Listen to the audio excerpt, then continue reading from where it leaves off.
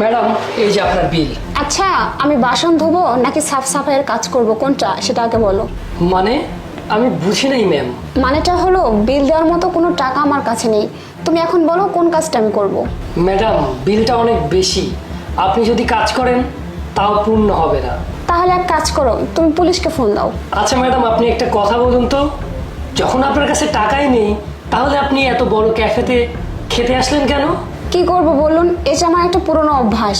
যখন আমার কাছে টাকা ছিল তখন আমি দামি দামি রেস্টুরেন্টে ক্যাফেতে খেতে যেতাম, আর সেই অভ্যাসটা এখন আমার রয়ে গেছে। এখন তো আমার কাছে টাকা নেই।